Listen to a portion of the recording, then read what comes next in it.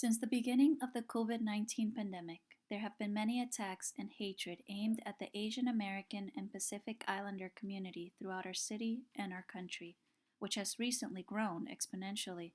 Let's discuss how we can best guide our students toward an understanding of how we can do our part to fight against hate. History and context. Hatred and racism aimed at the AAPI community is not new. Yellow peril has been a form of xenophobia since the late 1800s in the United States. This racial and cultural stereotype began when Chinese workers first immigrated in search of jobs and a better life to Australia, Canada, the US, and New Zealand, agreeing to work for lower wages and acquiring the hatred of others within these countries. On October 24, 1871, in Los Angeles, Yellow Peril caused a Chinese massacre where a mob of 500 men lynched 19 Chinese men in the Chinatown ghetto. The Chinese Exclusion Act of 1882 considered Chinese immigrants a potential threat to national security and therefore prohibited immigration of Chinese laborers into the U.S. And these are just some of the examples of ways that the Asian community has been treated unfairly within the U.S. We also need to recognize that due to the coronavirus pandemic, racial hatred for the AAPI community has certainly grown. Since the start of the pandemic, there have been over 3,800 hate incidents against the AAPI community in the US alone. Because the virus originated in Wuhan, China, many have blamed the AAPI community for it, using them as scapegoats for what some have ignorantly referred to as the China virus or the Kung flu. Students need to be made aware that, as comical as some may wish for this to sound, it fosters hatred for the AAPI community, our neighbors, our peers, and our Asian community members. There's nothing funny about racial stereotypes or xenophobic remarks.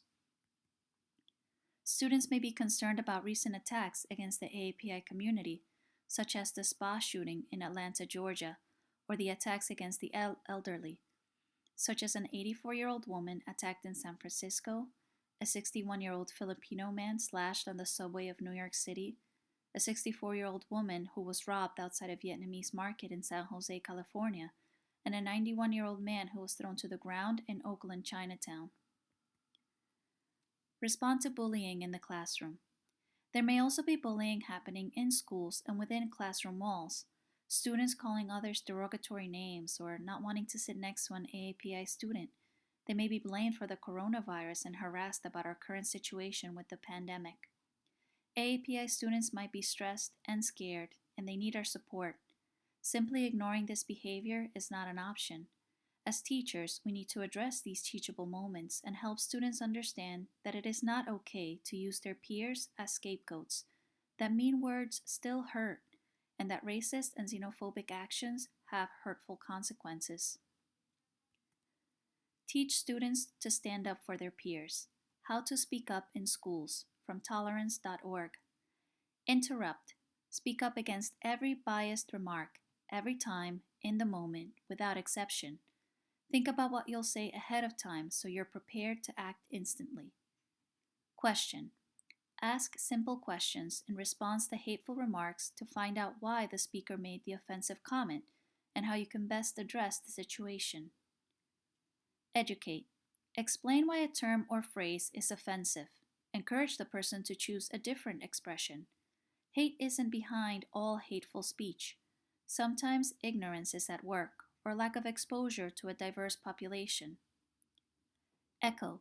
If someone else speaks up against hate, thank them and reiterate their anti-bias message. One person's voice is a powerful start. Many voices together create change. You can download and print a pocket guide to help students learn to speak up and stand up for their AAPI peers.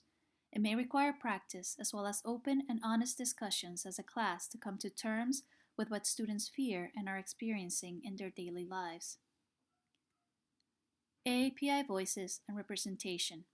It's also important to remember that representation matters. We must ensure that students are not only exposed to AAPI voices, but also that they are not always in the context of victimization. They need to learn about Asian American heroes, from Dr. Cheng Xiong-Wu, a Chinese American nuclear physicist, to Senator Tammy Duckworth, a Thai American Army veteran and U.S. Senator. Important moments in history with AAPI representation, such as the U.S. Supreme Court landmark decision in U.S. versus Wong Kim Ark, which stated that children born in the U.S. were citizens even to parents not eligible to become citizens under the 14th Amendment of the Constitution. Kindness and belonging. Remind students that we want to live in a world of hope, tolerance, and acceptance. We live in a multicultural society where we want to celebrate diverse voices. Read literature by AAPI authors and with AAPI main characters. Take time to explore museum exhibitions to break down bias, such as those from the Smithsonian Asian Pacific American Center. Engage in restorative dialogue, a guided and structured conversation with the aim to open communication, develop understanding, and make things right. Create a welcoming environment. Although we want to address racism, xenophobia, and anti-AAPI sentiment or bias whenever it comes up, our best course of action is to create an environment where such language and actions are prevented in the first place. Review anti-bullying policy with students. Issue statements in support of the AAPI community so students know where you stand.